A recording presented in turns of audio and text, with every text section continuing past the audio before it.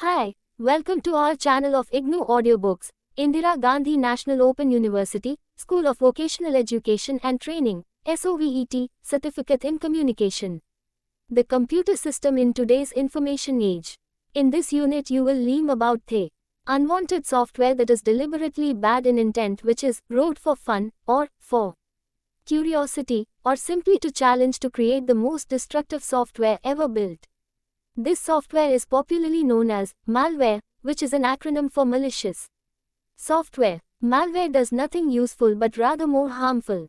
In this unit we will study several types of malware, each of which has different goals and propagates different LY 2.1 objectives. At the end of this unit you should be able to understand and define computer viruses and its evolution, understand the process of malware infection, new different software vulnerabilities, identify different types of common malicious codes such as Trojan horse, virus, and worm, describe, apply various preventive measures and solutions for malwares, and various aspects of social engineering attacks. 2.2 Infection process. To understand how a malware infects a system, we go back to the elementary working of a computer. On booting, the system carries out the ROM, read-only memory instructions, the first being the power on self-test, which is followed by the bootstrap process of reading the boot record and loading of the disk operating system. The booting process culminates into the system prompt displayed on the monitor. The infection may begin as soon as a computer system boots from a contaminated disk or executes an infected program. Whatever malwares are present gets activated, which immediately begin to spread throughout the system. Another important aspect that needs mention here is the interrupt mechanism. All input-output activities on a PC are carried out by interrupts. We will try to understand the concept of interrupt with an example. Let us say, a user wishes to save his program and presses on the keyboard. This is treated as an interrupt. The main memory has specific routines to handle these user requests.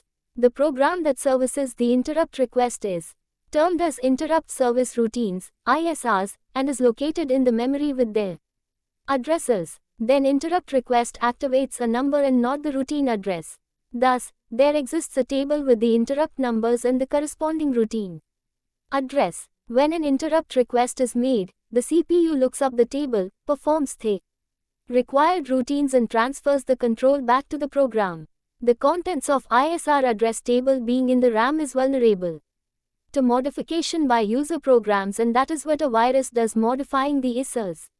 The first commercial application of malware was in 1985, when two Pakistani brothers, in order to keep track of software piracy, used Brain virus, also known as Pakistani virus, on their low-cost software sold from their outlet in Lahore.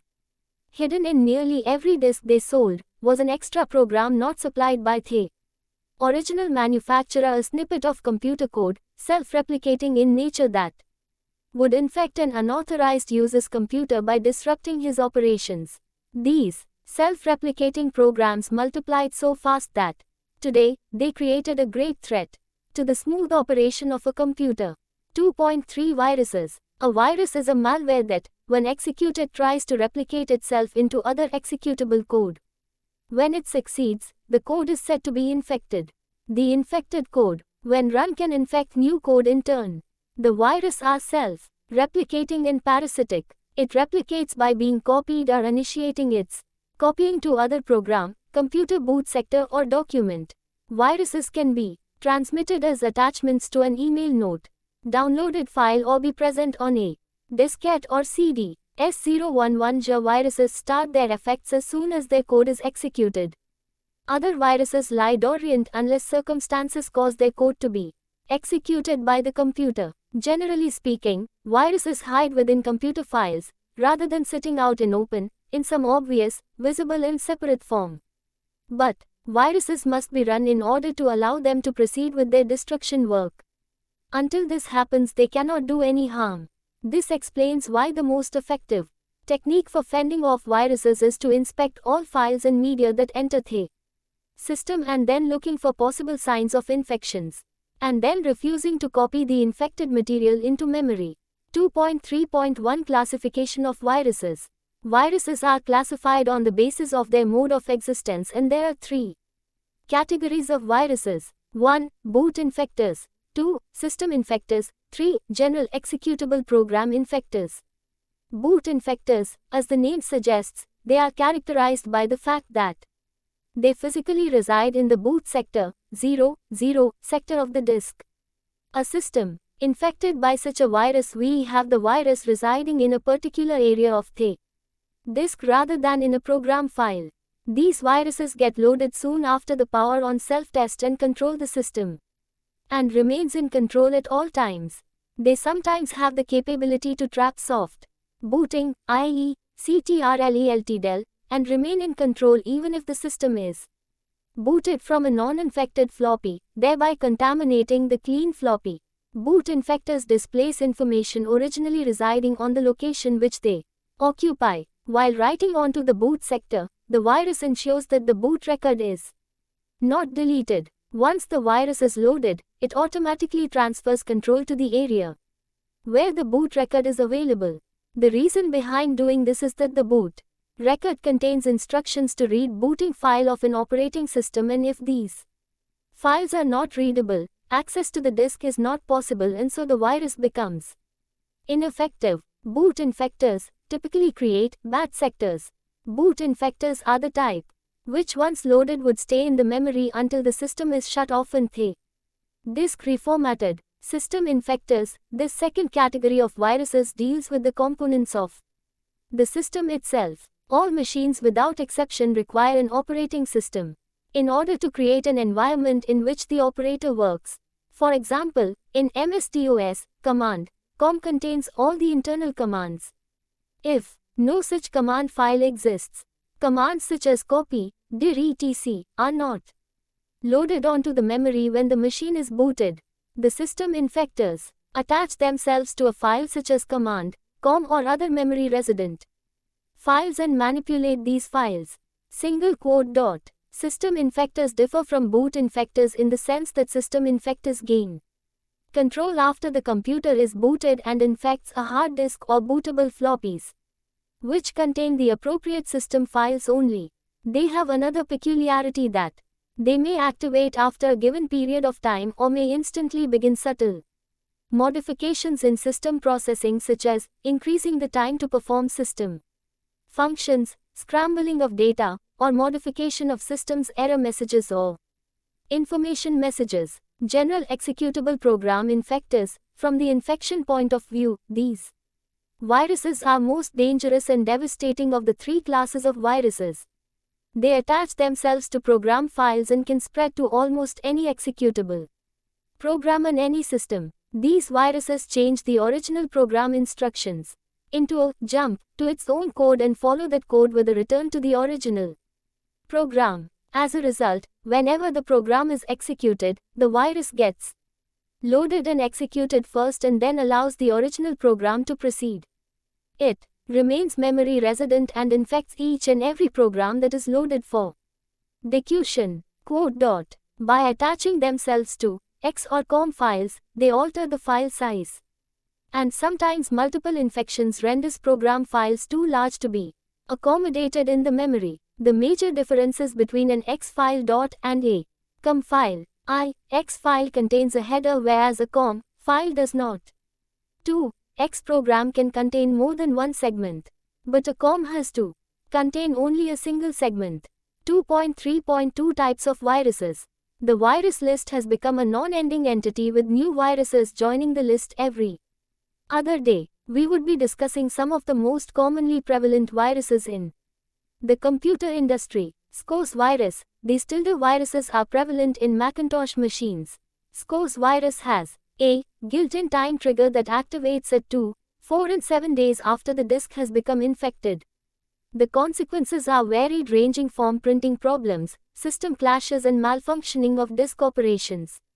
Data files are not directly affected by this virus, but removal of this virus requires deletion of all files. Brain virus. This is one of the first viruses that came into being. Also known as the Pakistani virus, it was developed by the Pakistani brothers to keep track of low-cost software that was sold out of their outlet in Lahore.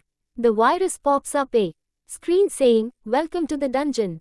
These viruses are known to destroy data and are highly contagious. Lehigh virus. This virus originated at the Lehigh University Computer Center. This virus stays in the stack space of Command DCOM. With the booting of a PC from an infected disk, the virus is spread through commands such as copy, type, and d-etc. On any other disk with Command COM, the virus code gets copied to the other disk and a counter is incremented on the parent. When the counter reaches a value of 4, all files of the disk gets erased, the boot sector gets ruined and also the FAT. Friday the 13th. This virus attacks not only the .env but also other executable files. When a COM or X file is executed for the first time after booting, the virus captures a specific interrupt and inserts its own code, after which, whenever any X file is executed, the virus code is written to the end of the file, resulting in increase in size of the file by 1808 bytes. In COM files, the virus code is written in the beginning of the file. The increase in size of the X and COM files causes the program to become too large to be encoded into the memory. Also, after a certain interval of time, delays are inserted, resulting in considerable slowing down of the programs. The worst disaster occurs if the infected X or COM is executed when the system date is Friday the 13th. All files get deleted. Sunnyvale slug. This does a variety of things like displaying a message, "Greetings from Sunnyvale. Can you find me?" and also sometimes modifies the copy command, resulting in deletion of files instead of copying. Raindrops. This virus infects COM files. It intercepts the load and execute function of MS-DOS. It checks whether the file is XA or not. If the file is not an X file, the first 3 bytes of the file are replaced by a jump instruction at the end of the file, where it gets attached after encryption. This results in dropping or showering of characters on the screen like raindrops and is also accompanied by appropriate sound effects. Happy birthday 30th. This virus gets activated on January STH if any of the infected programs get executed, and will ask the user to type "Happy birthday 30th. It might destroy all the data stored on a disk, spacing on 1.2 megabytes. Floppy. The symptoms of this virus is that the computer memory is reported 6 kilobytes less than actual, e.g. 634 kilobytes instead of 640 kilobytes. Stormworm. The fast-spreading threat was identified as an email spamming to Microsoft systems. It starts collecting infected computers into the Storm botnet. 2.3.3 Infection methods. Antivirus programs can spot a virus in one or two ways. First, the antivirus program may recognize a particular virus's signature, which is nothing more than the specific instructions embedded in the virus that tell it how to behave and act. A virus's signature is like a criminal's fingerprint. A second way antivirus programs can detect a virus is through its behavior. Antivirus programs can often detect the presence of a previously unknown virus by catching a virus as it tries to infect another file or disk. To sneak past an antivirus program, many viruses use a variety of methods to spread. Direct infection, ! Fast infection, slow infection, sparse infection, RAM resident infection. Direct infection means that the virus infects a disk, or one or more files, each time you run the infected program or open the infected document. If you don't do either, the virus can't spread at all. Direct infection is the simplest but also the most noticeable way of infecting a computer and can often be detected by antivirus programs fairly easily. Fast infection means that the virus infects any file accessed by an infected program. For example, if a virus infects your antivirus program, watch out. Each time an infected antivirus program examines a file, it can actually infect that file immediately after certifying that the file is virus-free. Slow infection means that the virus only infects newly created files or files modified by a legitimate program.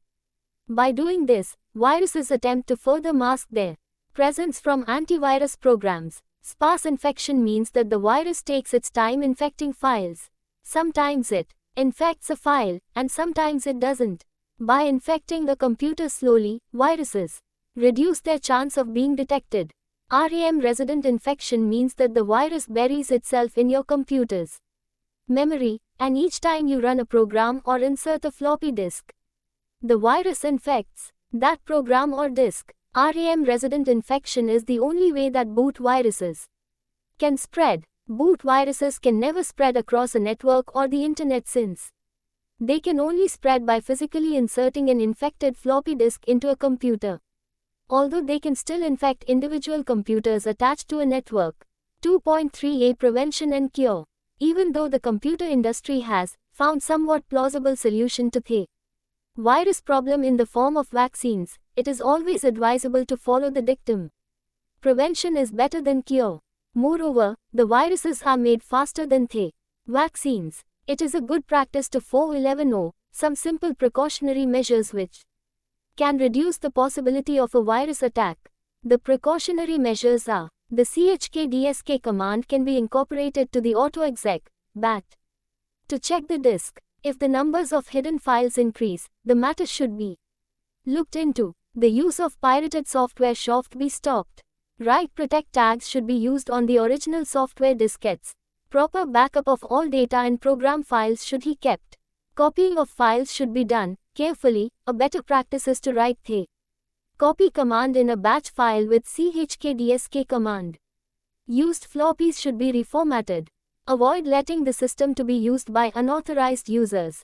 Restrict the use of outside floppies. Cure. The viruses are not simplified used. Viruses can be cured with antiviral programs. The antiviral programs perform one or more of the following functions. Prevention, detection, vaccination, inoculation, identification, and/or damage control. A good antiviral utility is one which checks whether the system has been infected or not. These programs stop the virus from infecting the system. They do not allow the modification of executable files, so that a file virus cannot get a foothold. Some of them refuse to let any program make itself resident in RAM unless allowed by the user. Others do not allow the user to run a program unless it is on a list of approved and tested applications. The detectors warn the user of the presence of a virus after it is loaded into the machine or disk. These programs maintain a file with a list of checksum values of the executable files. The identifiers rely on the fact that when the virus replicates, it makes a copy of itself. The vaccinators inject some code into the executable files. When the vaccinated file is run, the injected code performs an integrity check on the program being executed and warns if any changes have been made. The inoculators insert the virus signature into infected areas or files at appropriate locations. When the virus performs their self-detection, they FMD their signature and believe that the memory, disk, file is already infected and so do not infect. The better equipped antiviral programs control damages. They may be preventive or restorative. Preventive techniques include stopping attempts at direct access, such as formatting and deleting, or even protecting the hard disk while testing unfamiliar software. The restorative process is achieved by maintaining a copy of the CMOS information, boot sector information, the file allocation table etc. in a safe area like a floppy. As a virus can hide itself in many different wars, it is difficult to detect all viruses with just one antiviral program. Moreover, the virus writers keep altering the viral code so that it cannot be detected by any existing antiviral programs. The point to remember is that there is no 100% foolproof antivirus program available in principle there never will be. 2. A worm. A worm shares many characteristics with a virus. The most important characteristic is that worm is self-replicating too. Worms seek to infect and replicate without targeting and infecting specific files already present on a computer. The two most common ways a worm can spread are through email and security flaws in computers connected to a network or the internet. If a virus infects a legitimate file, the virus code can be cleaned out and removed. But this is not the case with worms. Worms generally create and occupy the files that contain their code without using or involving any real data or binary files. The normal cleanup technique for worms is to delete all infected emails or messages that provide their containers. Worms which use email to spread are known as mass mailing worms and are typically written in a variant of the Visual Basic programming language. They usually exploit the Microsoft Outlook or Outlook Express emailing programs. On Windows, typically, the worm checks a user's Outlook or Outlook Express address book for a list of stored email addresses, and then the worm sends a copy of itself to each address. Mass-mailing worms can spread particularly quickly since they tend to come from someone that the victim knows. The recipient is likely to read the email and accidentally help the worm spread to their own address book of email addresses. Mass-mailing worms most often target Microsoft Windows users running Microsoft Outlook or Outlook Express, because those are the most common operating systems and email programs. Thus, one way to protect you against a mass-mailing worm is to either use a different operating system, such as Linux or the Mac OS, or use a different email program. Internet worms, in contrast, spread by searching the internet for a computer running a specific type of operating system or web server with a known flaw in it. Once the worm finds a vulnerable computer, the worm copies itself to that computer through the known flaw and then proceeds to use that computer to look for other targets to attack. Sometimes the mere existence of a worm mass mailing or copying itself across the internet can cause your computer to slow down or even crash without the worm deliberately trying to harm your computer. Other times the worm may include a payload that wipes out data, infects your computer with a virus, or retrieves documents at random from your hard disk, which could include sensitive business or highly personal documents, before mass mailing them to everyone listed in your Microsoft Outlook or Outlook Express address book. 2.5 Trojan horses. Each kind of virus has different goals and objectives, as we saw in the case of the previous two. Like a virus, a Trojan horse is a hidden piece of code. Viruses enter in a system secretly, where Trojan horse enter by deceiving a user. A user allows or invites a Trojan into the system, believing in it, but actually Trojan horse contains some malicious code to perform some malicious activity. Before a Trojan can attack, it must find a way to entice the victim to copy, download and run it. Since few people would knowingly run a malicious program, Trojan must disguise themselves as other programs that the victim believes to be harmless, such as games, utilities or popular applications. This is not all. Besides disguising themselves as harmless programs, Trojan horses can also disguise themselves into a legitimate program, such as Adobe Photoshop or Microsoft Excel. To do this, malicious hackers have created special wrapper or binder programs with names such as Saran Wrap, Silk Rope, which can package any Trojan inside another program, thereby reducing the likelihood that someone would discover it. Since most users won't suspect that a program from a large, well-known publisher would contain a Trojan, the victim is likely to run the linked program containing the Trojan. Once someone has written a Trojan, the next step is to spread it by copying it onto a victim's computer, posting it on a website for others to download, sending it as a file attachment via email. If someone has a physical access to your computer, he can simply copy a Trojan to your hard disk.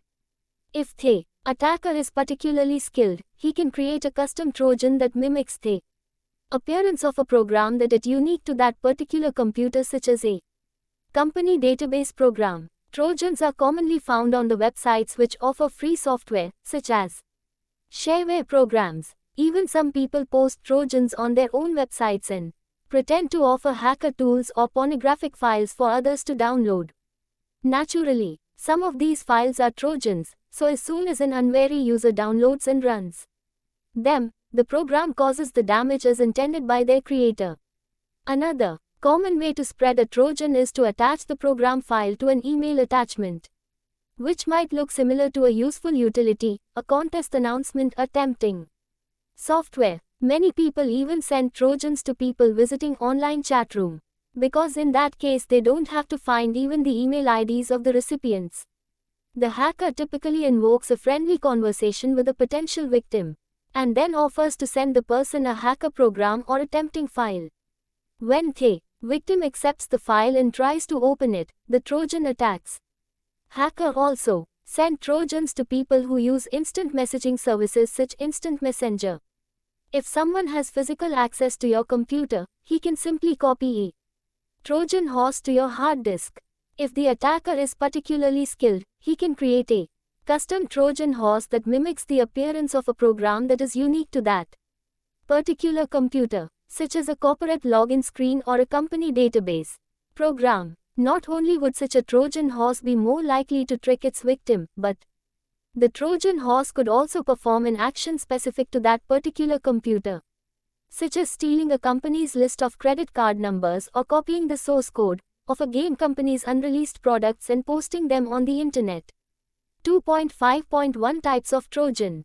Once a Trojan has entered your computer, it may offer different kinds of attacks, which range from harmless to destructive, including displaying taunting or annoying messages, wiping out data, stealing information such as password, placing another malware on the PC, allowing remote access to your computer.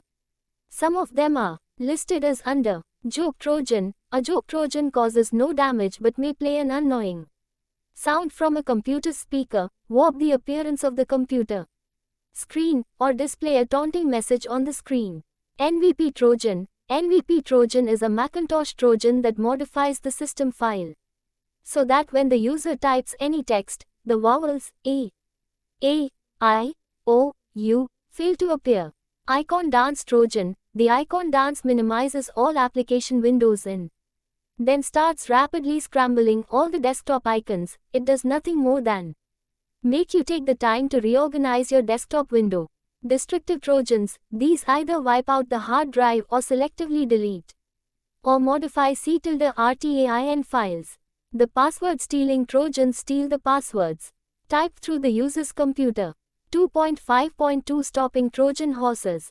To protect yourself against Trojan horses, use a combination of different protective tools and a little common sense.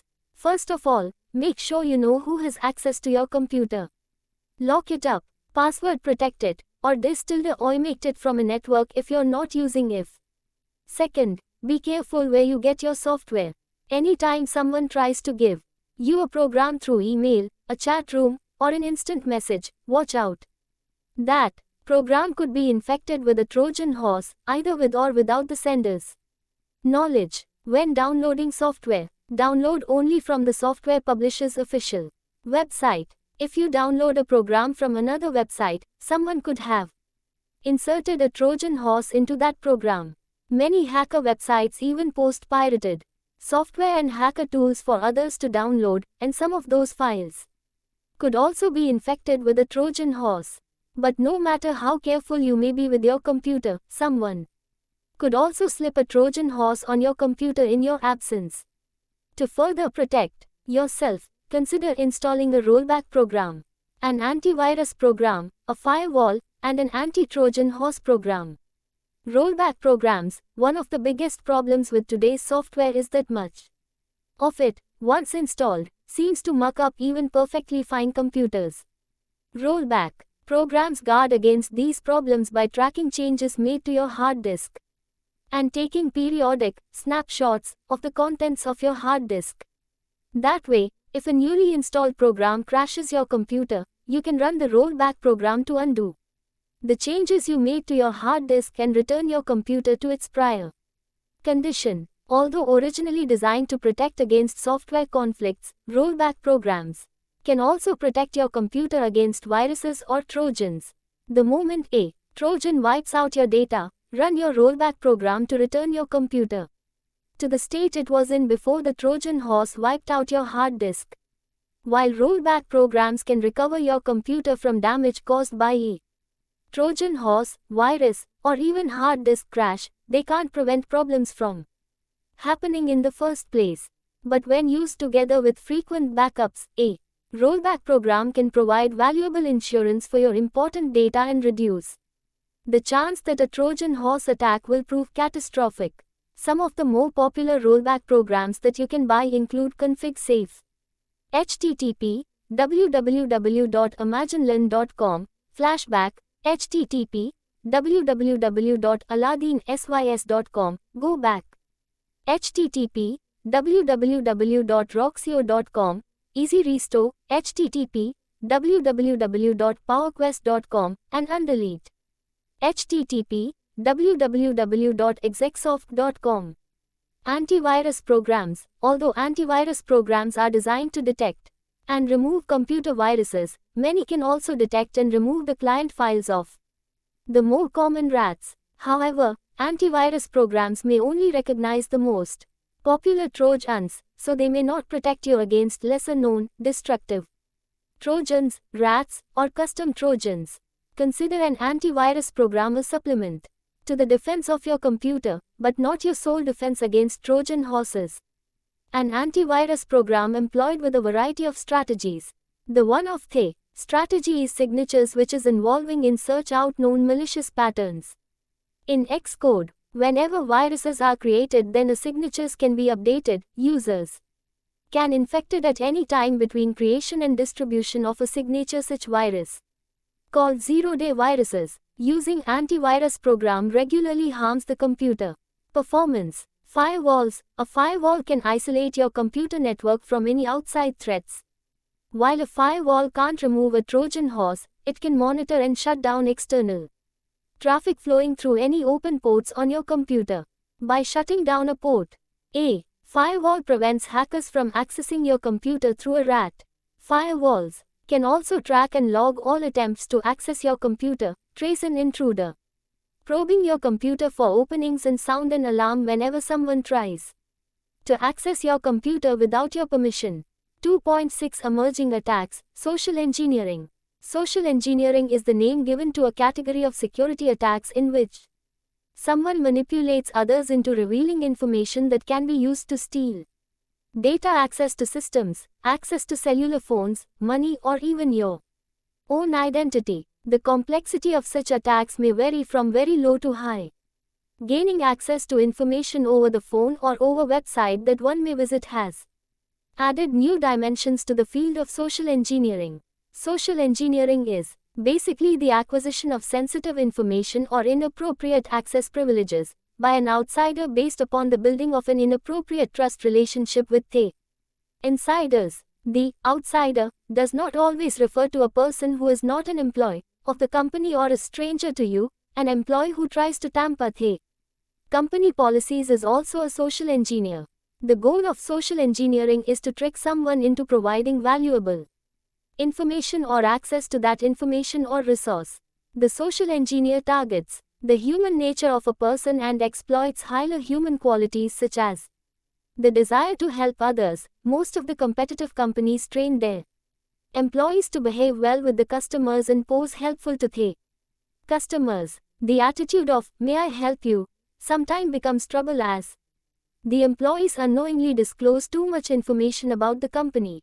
A tendency to trust others. Human nature is to trust others easily if the physical appearance of a person goes in consistency with the statements he is giving. The need is to train the employees of the company to not to trust others easily and not to disclose information in such a case.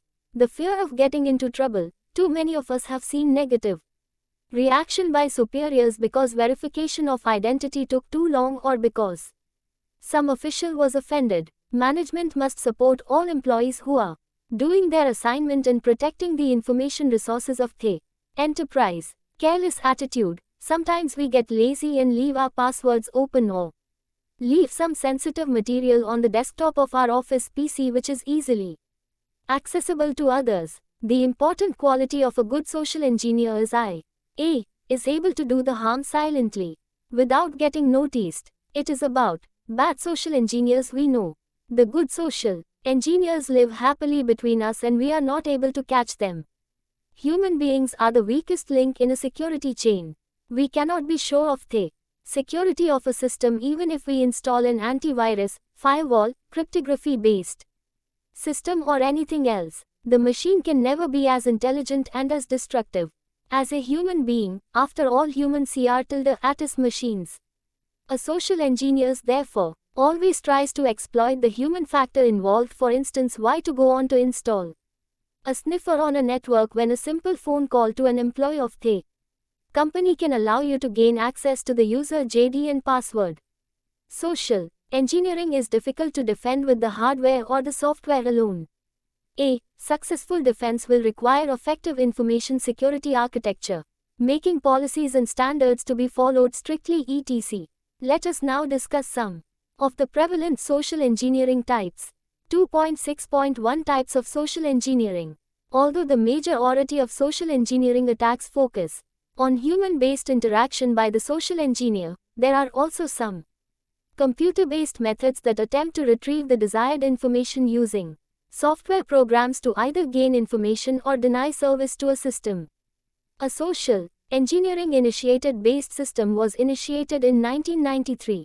The user attempting to log on to the system was met with the normal prompt, and after entering the correct username and password, had the system prompt over again. What actually happened that a social engineer managed to get a program installed for in front of normal Signon routine, gathered the information and passed the prompt to real Signon process. About 95% of the normal user got their codes compromised at that time. You must have got lucrative messages in your emails, offering you something for free, or you have won some prize or contest, without applying for it.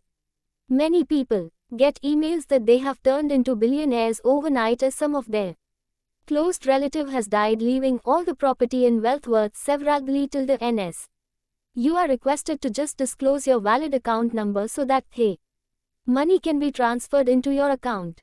All these types of messages are social engineering motivated. Two of the oldest form of social engineering are dumpster diving and shoulder surfing. The dumpster diver is willing to get dirty to the information it needs. 2. Often companies throw out important information. Sensitive information. Phone directories should be shredded before disposing. The final two types of social engineering are third-party authorization and tech support. The typical third-party authorization occurs when the social engineer drops the name of higher-up who has the authority to grant access. The tech support method is where the social engineer pretends to be someone from the infrastructure group and wants a user to access a system while the social engineer scopes out the connection. They will usually ask for the user's account ID and password so that they can see it across the network. Some potential security breaches are so mundane that they hardly seem to be a concern. With all the fires that we have to fight every day and the deadlines we have to meet, sometimes the most often are overlooked.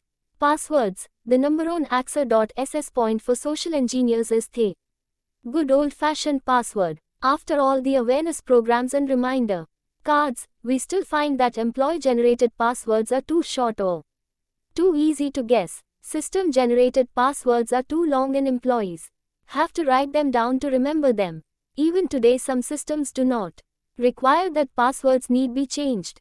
We find this most often in email systems and internet accounts. We recommend an assessment of the password length and interval for change standards, determine if they still meet the current needs of the user community. Modems. Every company has more modems than they know about. Employees and contractors will add a modem to the system and then install products such as PC Anywhere to improve their remote access time. Help desk. Put in place processes that can assist the help desk employee in identifying who is on the other hand of the phone call. Websites. There are two problems here: the dummy site which gathers the information and the legal site that gives away too much information. Many hackers use the information they gather from the enterprise website to launch. 2.6.2 Physical social engineering. A social engineer can simply walk in and behave like an employee. The employees of a company are generally not being trained to challenge strangers, or if they have been trained, there has not been much reinforcement of the challenge process. It is needful that all personnel on site wear appropriate identification. Some organizations require only visitors to wear badges. Therefore, to become an employee, a visitor must simply remove the badge.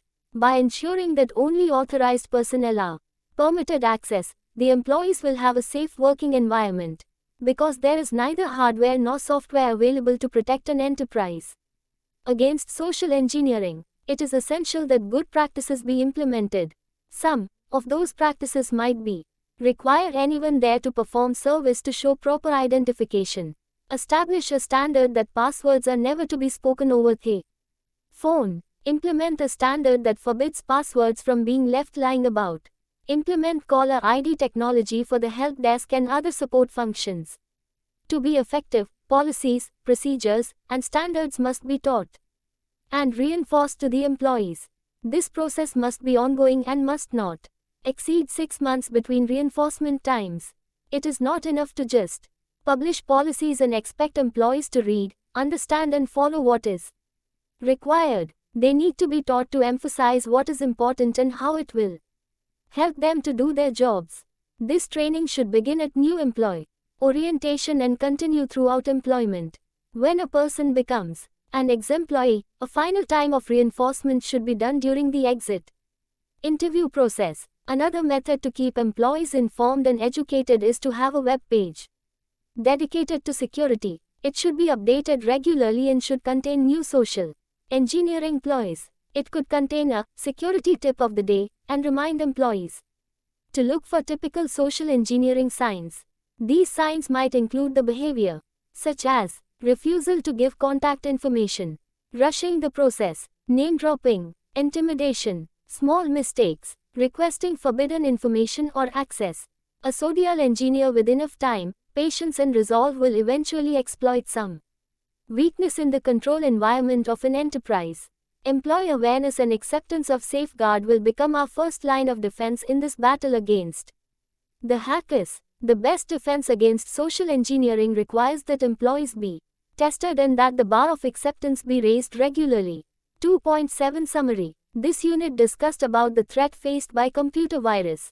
It explains the evolution characteristics of the virus and the damage they can do to a computer. We studied different types of viruses and their characteristics. It also discussed about different solutions and preventive measures to be taken to get rid of computer malwares. As we know today, with the growth of new applications and technologies, new software vulnerabilities are also emerging. Therefore, one has to keep track of latest development in this field and know how to counter these problems. For example, how mobile software is becoming common and you can see the malicious software is also growing rapidly with them. The next unit of this block is going to discuss about different issue of network security. Thank you for watching. We will see you in the next video with the next chapter.